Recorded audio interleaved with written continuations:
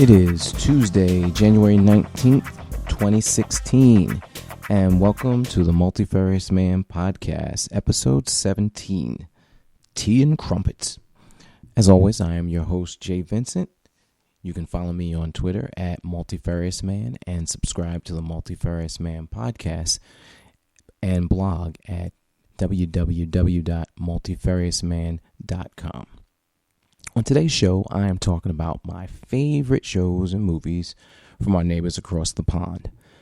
Now, this can include everything from Monty Python or maybe even Masterpiece Theater to Benny Hill and some Guy Ritchie films.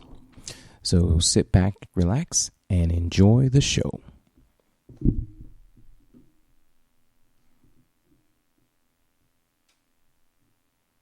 Numerous and varied, greatly diverse and manifold. All the things I want to say that never been told. Dina Sinatra to Drake and Pharrell. When I'm listening to this week, you can never tell. Bogey and Bacall, even Meryl Streep. The devil wears Prada, even the big sleep. It doesn't matter where you stand. I'm the multifarious man.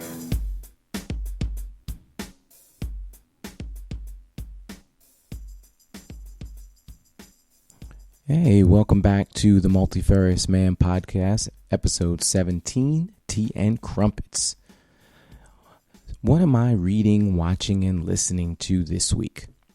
First up, a book that's been sitting in my library probably for about 5 years now, and I'm finally getting around to read it, hopefully, this week. And this book is actually called Milking My Coffee, and it's by a known author by the name of Eric Jerome Dickey. I've had this for a while, and it's probably in my what I want to call my wall of shame. So books that I've had for a long time, and it's always been on my list, and I've heard good things about this author, and now it's about time I get down to reading it. And this is about Jordan Green was in culture shock when he arrived in Manhattan from his Tennessee hometown. It seemed like rush hour lasted 24 hours a day, but he managed to keep the pace and stay in the race with a Wall Street job and a Queens apartment and a sexy girlfriend named Jeanette. But when Jordan meets Kimberly Chavers, what really starts racing is his heart. The girl is funny, feisty, fine, and white. And for a man with Malcolm X's picture hanging on his office wall, well, that's a definite problem. So, Milking My Coffee, Eric Jerome Dickey.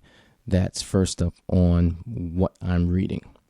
Now, what I'm watching, I discovered this gem while finishing something up on Amazon Prime. Every once in a while, they'll give you a list of shows that they recommend for you. And what I found was a show called Fortitude. And this comes to Amazon Prime via the Sky Network.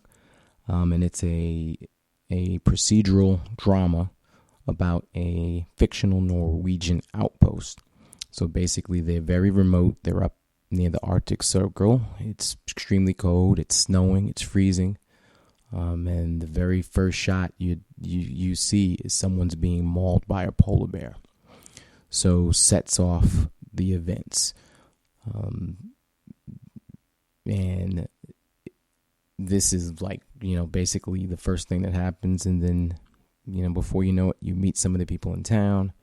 And then suddenly there is a murder that takes place. So they bring in an outside detective because the victim is actually a citizen of the UK. So they bring in a detective from the UK to help investigate. And of course, the Norwegian sheriff, the governor, they kind of bristle at this outsider coming in to help solve their crime.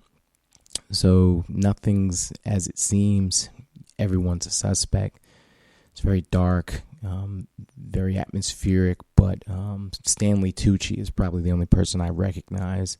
I think a lot of the other actors have done things in Europe, Spain, UK, but definitely check it out. If you've been a fan of shows, I would say like Broadchurch or anything dark, and where someone's investigating a crime and it's an ongoing back and forth. The characters are very interesting, well drawn out, but the atmosphere is really what's gotten me going. I'm about 6 episodes in, and I just found out the show has been renewed for a second series. So here in the U.S., it would be a second season. I don't have the particulars of it yet, but I am looking forward to how the rest of this season plays out. There's been some twists and turns, different people being accused, different people looking like they're the guilty party. So we'll see what happens. But check it out. It's on Amazon Prime, and it's called Fortitude. Now, what I'm listening to, this is probably this young man I'm listening to. My kids love to listen to in the car, on Radio Disney, things like that. It's a young man by the name of Shawn Mendes, and he basically re-released his initial album. It's called Handwritten Revisited, and it includes some live cuts. He had the song Life of the Party, and I think what's getting heavy rotation right now is a song called Stitches. Young man writes music, plays guitar, and I think he got his start on YouTube by posting videos of him doing covers of popular songs. And, one thing led to another, and he gained popularity. I think he actually became a Disney star. Their thing they do through Radio Disney called Next Big Thing. And, now he's touring and he's headlining. It's easy to listen to, nice pop, young love, heartbreak, things along that line. So definitely give it a chance. It's something you can listen to with your family. Again, that's Shawn Mendes, and the album is called Handwritten Revisited. So check it out. Now, when we come back, I'm going to talk about all the wonderful shows from the UK that I really, really enjoy. Shows, movies, things of the like. So sit back, relax, and we'll be right back.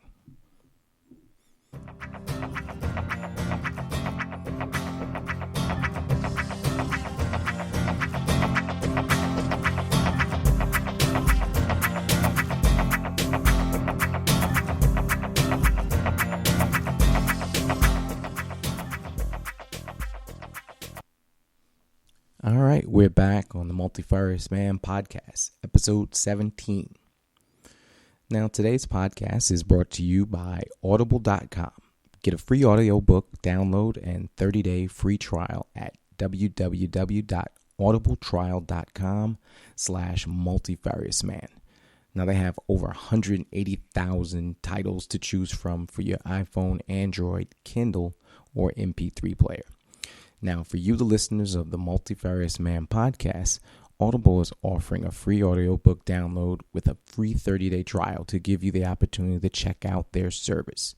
Now, right now, I'm enjoying Shadows of Self. Now, this is a Mistborn novel by Brandon Sanderson. It's the second adventure of Wax, Wayne, and the lovely, brilliant Marcy. Fans of their first adventure, The Alley of Law, are in for another treat. Now, even better, you should listen to all the books in the original Mistborn trilogy, starting with The Final Empire, followed by The Well of Ascension, and concluding with The Triumphant Heroes of Ages. I'm really enjoying it. The narrator in this book is a gentleman by the name of Michael Kramer, and I checked his Wikipedia page, and he's done tons of them, including the Wheel of Time series. So if you're enjoying that type of fantasy fiction, this guy, he does the different voices. He really gets into it. And it's really enjoyable. So to download your free audiobook today, go to audibletrial.com/multifariousman. Again, that is audibletrial.com/multifariousman for your free audiobook. Now, what's this all about? All these UK shows across the pond. Now, ever since I was a little kid, PBS in New York City, they would show a lot of, wonderful programs that came from the UK. Now, for me, it was always interesting at first is because, here's all these people. I know they're speaking English, but they have this crazy accent. And so that was the draw initially. Then later on, you started to realize that there was some really quality shows, whether it was plays or always some sort of period piece where, everyone was very proper and, dressed in, turn of the century clothes and very, stiff upper lip and upper crust of society, kings and queens of the like. Well, one fine day when I was probably 8 or 9, I stumbled across the wonderful world of Monty Python's Flying Circus. So back home, they would, show episodes regularly. It's scatological sketch comedy, off the wall, take some of the best skits from Saturday Night Live, Mad TV, laughing and throw them all together with, crazy graphics, very low budget, but, these gentlemen were willing to do anything. And, the Monty Python troupe, became quite famous. So they had their regular show, which I loved, Monty Python's Flying Circus, and they also went in to produce a few movies that had theatrical release, including The Life of Brian and Monty Python and the Holy Grail, which if you ever see someone, pretending to be a horse, just kind of walking around clomping 2 coconuts, they're making fun of Monty Python and the Holy Grail. Or if someone says, oh, it's only a flesh wound, it's this whole scene where the Black Knight is fighting someone else, and each time he chops off a limb. And each time the Black Knight, says, oh, just a flesh wound. And, next thing you know, he finally has no legs and he's just still, trying to fight on. That's the type of humor that you get with Monty Python's Flying Circus. So if you ever get a chance and you haven't seen it, I'm sure you can find them on video or streaming somewhere. And it's the whole Monty Python troupe. Now, one of the people that came out of Monty Python and, was one of the writers and the original members was a gentleman named Terry Gilliam. Now, what I found later on, he was quite the prolific writer and director.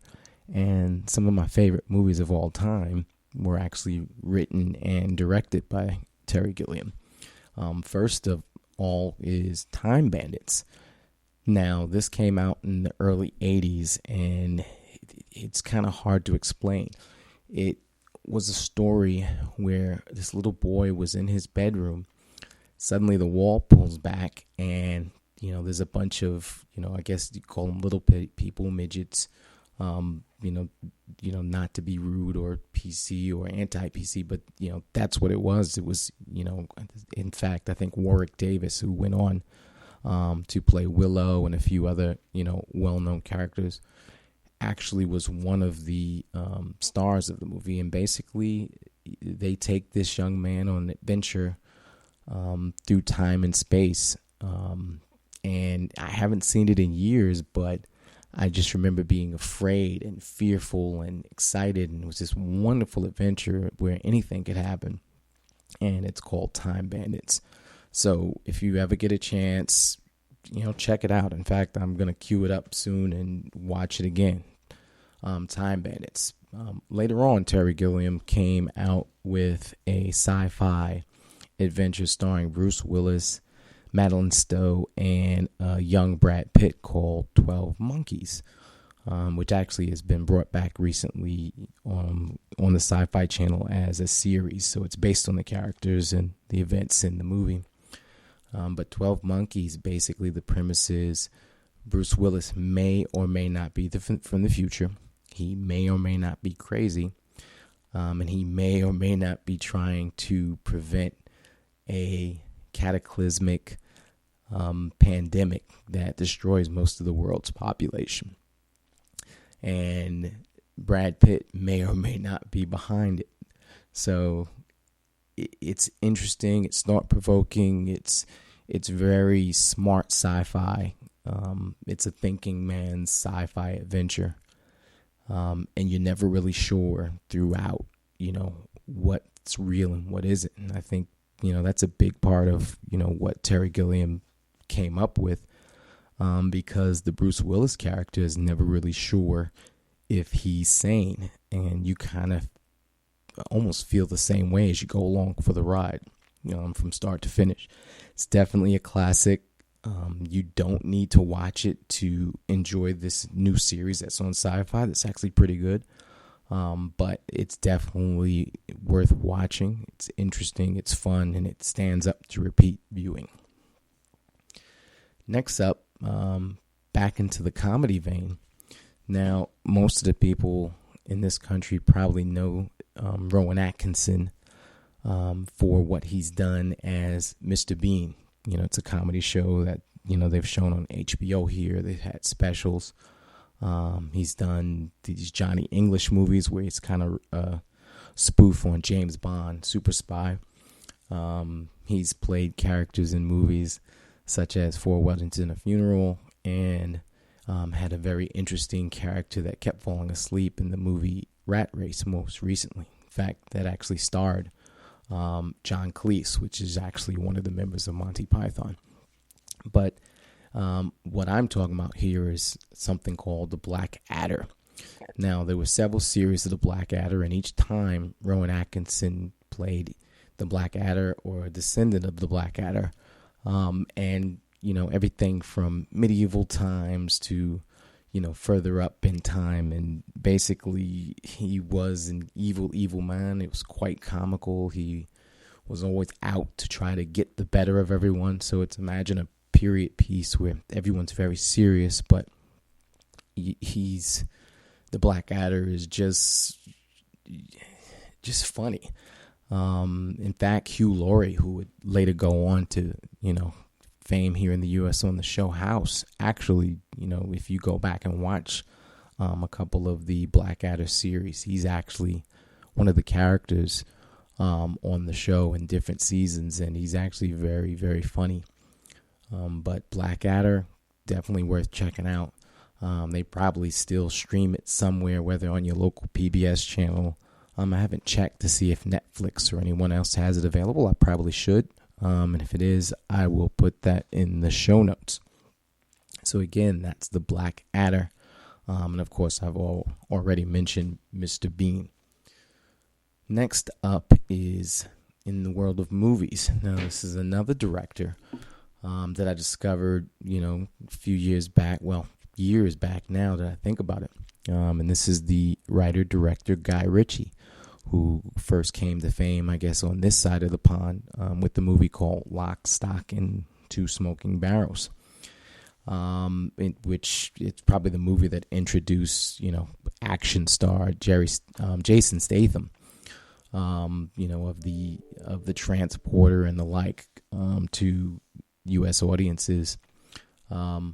That first movie, you know, basically it's the underbelly, seedy side of London society, the side of the tracks, a couple of, you know, low-end hoods and, you know, crazy adventures that come along. And that was the first introduction to that world. Fast talking, quick dialogue, kind of like that, you know, that quick cut action where even the bad guys are likable. Kind of like, I almost want to say he's almost like the British Quentin Tarantino. Not as wordy or, you know, not as heavy on the dialogue side, but very smart stories, very interesting characters. And in fact, he probably one-upped himself, and I think it's probably a much better movie, is the movie Snatch, which had a wonderful turn with Brad Pitt playing a pikey, I guess they called it. Lived in a trailer park, spoke with an accent, you know, like an Irish thick, you know, accent that you couldn't understand a word he said. And it's a movie of single cross, double cross, triple cross. And again, it's the, you know, underbelly of society, that kind of, you know, the two-bit thugs, the jewel thieves, that type of action adventure where you're rooting for the bad guys throughout, because, you know, the character played by Jason Statham, even as a bad guy, he's not the worst of the worst of the bad guys. So it's kind of like the bad guy with the conscience. So if you ever get a chance, check out those movies, Lock, Stock, Two Smoking Barrels, and Snatch. Next up, back in the world of sci-fi, this is a series called Torchwood, which actually starred John Barrowman, which today he plays Malcolm Merlyn on Arrow.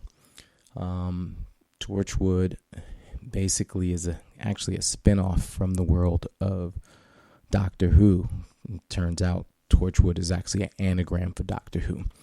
But basically, Torchwood follows the adventures of the captain, who is immortal. Doesn't know why he is, but he's immortal. And he leads a group called Torchwood, and they investigate all types of, aliens, creatures, all the likes that take place in the UK and around. In fact, he was introduced as a character on Doctor Who, and later on had a series. Originally, the first couple of seasons, it was kind of Creature of the Week. Then later on, they had big season-long, kind of like mini-series, 4, 5, 6 episodes, when they kind of brought it over to the U.S. on, I believe, Starz, to some middling success. But check out all the series, or seasons, when you call it, of Torchwood. I think, it's definitely enjoyable.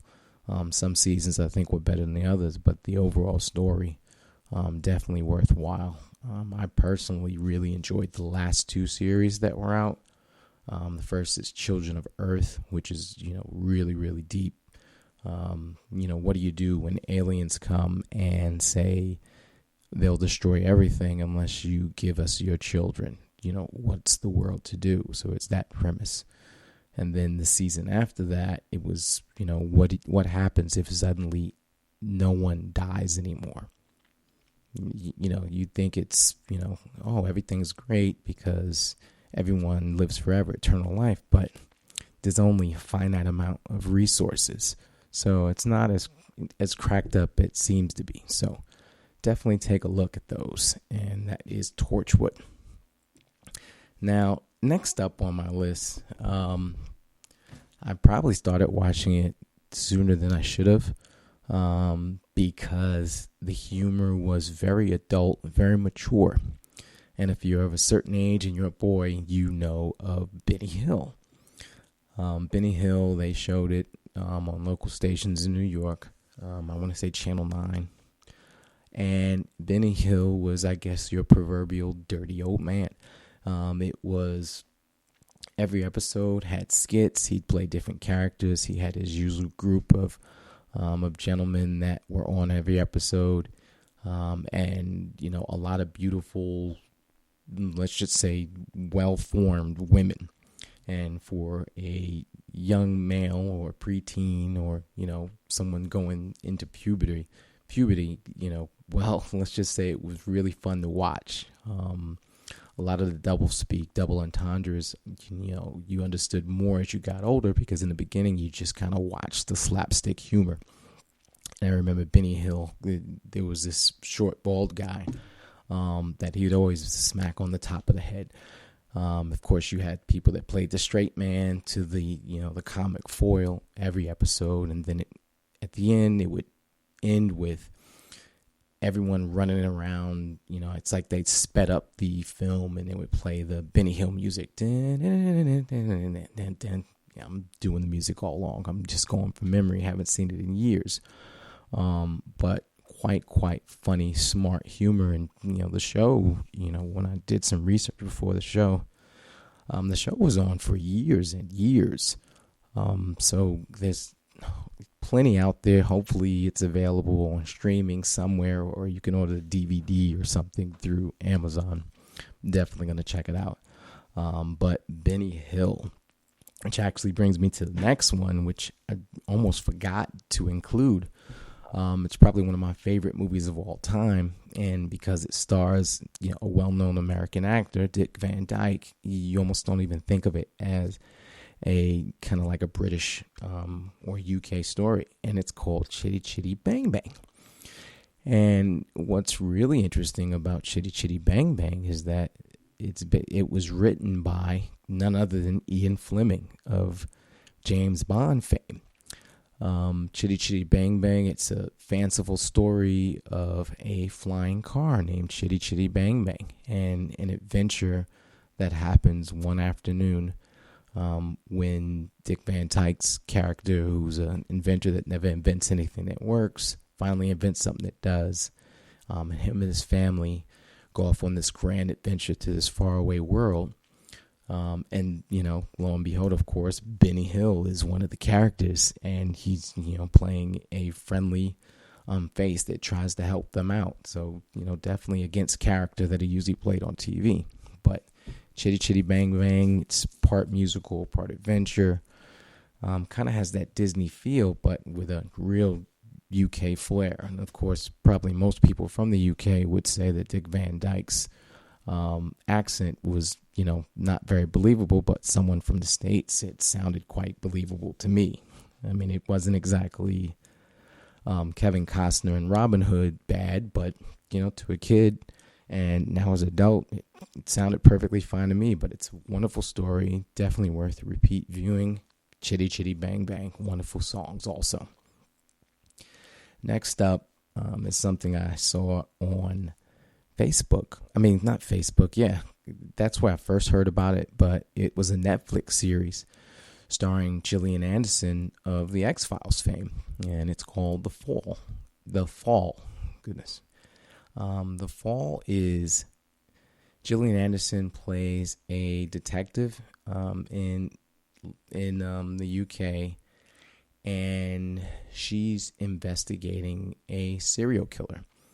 And her character is very different than Agent Scully in X-Files. She's in charge. She bristles with the people that works for her. She's single, so she kind of does what she wants. She's, whereas in most of these shows, it's the male that kind of sleeps with women, kind of has loose morals, and does whatever he needs to get the job done. But she plays that character. So very against type. And it also stars Jamie Dornan, who most recently starred in 50 Shades of Grey as Christian Grey, I think the name is. But the interesting part of this series, which has had a couple of seasons and actually were renewed for a third, is that from the beginning who the killer is. So to kind of see as it goes along and as it develops how Gillian Anderson's character and the police find the killer and put the pieces together, while at the same time you're seeing from the killer's point of view and how the killer goes about things. So it's very, very interesting. Very dark, but very memorable, very interesting. And I'm hoping they don't ruin it by recreating it with bringing it over to the U.S. and changing it to a U.S. city. I just think it works so well where it is. And it's called The Fall, and it's available on Netflix. Next one stars probably one of my favorite actors, Idris Elba. First discovered him as Stringer Bell on The Wire, HBO series, much acclaimed HBO series. And it's a series called Luther. Now, Luther, he's the title character. He is a, detective in London, and he does whatever he needs to bring the criminals to justice. And the series opens with a child molester falling to his death. And it's the question of whether or not Luther dropped him by accident or dropped him on purpose. So that's how the series starts. And then it picks up, sometime later after a leave of absence. And, there's new heinous crimes that he, of course, is the best person to solve. So very interesting series. It's very interesting character study. How he kind of bullies his way through investigations. Very smart, very methodical, almost as, single-minded as the criminals that he's actually investigating. So it's definitely worth watching. Most recently, they just brought it back for a fourth season. It was a short, 2-episode stint, but it was definitely well worth the wait. The character just check it out. It's called Luther, BBC America. You can definitely stream it. And it's not going to take long to watch because each season is only about 6 episodes, but it's definitely worth it. Trust me, I haven't steered you wrong with my recommendations on this show. And if you like Idris Elba, you'll definitely like it. It's called Luther. Definitely check it.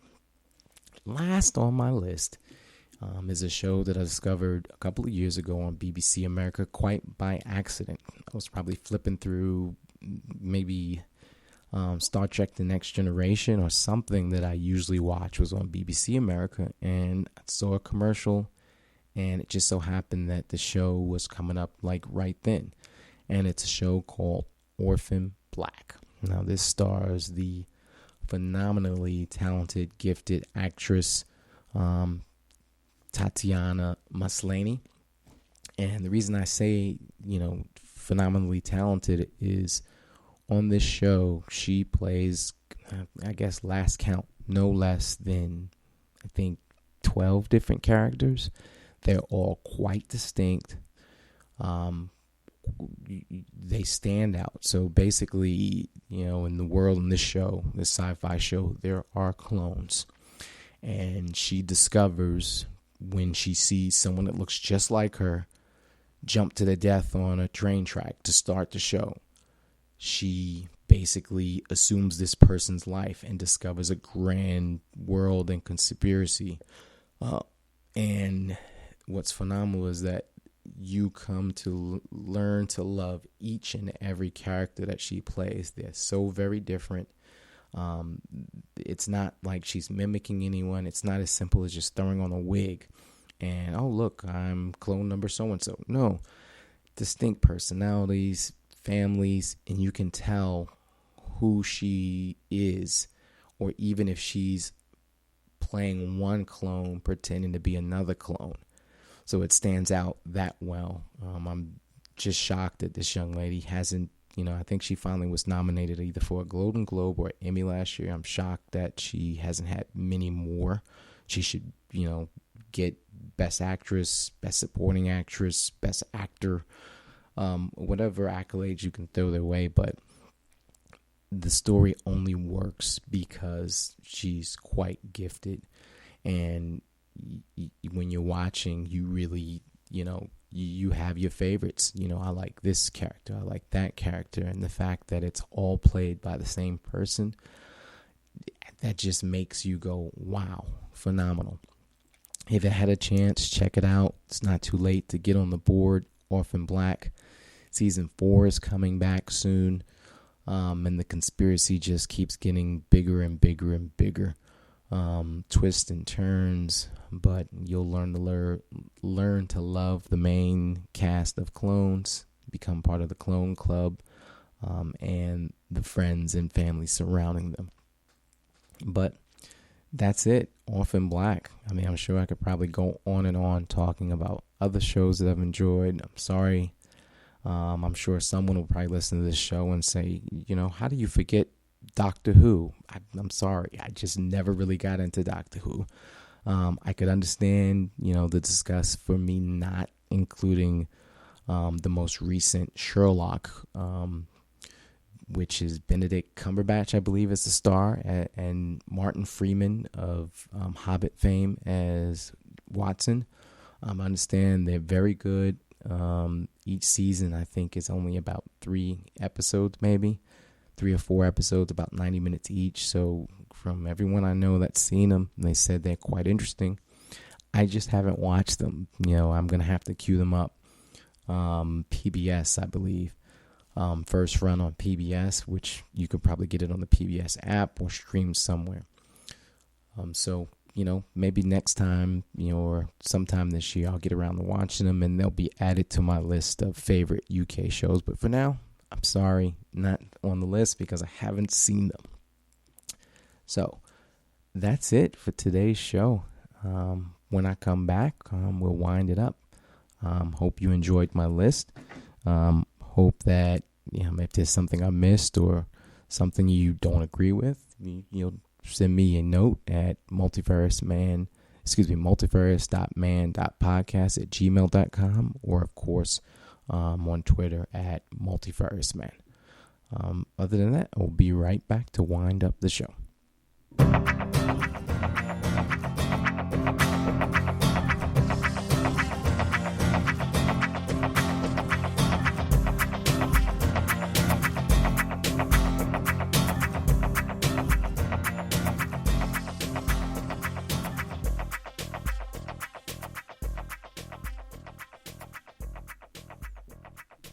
Hey, I'm back on the Multifarious Man podcast, episode 17.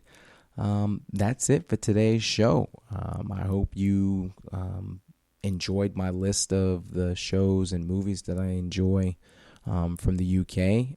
Maybe there's some that you've seen before, or maybe you've discovered something new. Again, there's wonderful things still coming out of the United Kingdom. It's not all Shakespeare and period pieces. Every day there's new and amazing shows, even sci-fi shows. I believe there's a show called Dark Matter. Maybe I'm getting that wrong, but from understand or Dark Mirror. I'll put in the show notes, but it's supposed to be kind of like a highbrow Twilight Zone type show, but it focuses mainly on the impact of technology on our world. So I guess you should give that a shot. I definitely will. I understand it's been renewed for another season, but originally it was in the UK only, but we can see it here in the US on Netflix. So forgive me if I got the name wrong, but that's what show notes are for. So check out the Multifarious Man podcast blog at www.multifariousman.com, and I'll have all the notes and links from today's show. Other than that, thanks again for tuning in, and like I always say, why be various when you can be multifarious? Until next time, peace. Numerous and varied, greatly diverse and manifold. All the things I want to say that never been told. Dina Sinatra to Drake and Pharrell. When I'm listening to this week, you can never tell. Bogey and Bacall, even Meryl Streep. The devil wears Prada, even the big sleep. It doesn't matter where you stand, I'm the multifarious man.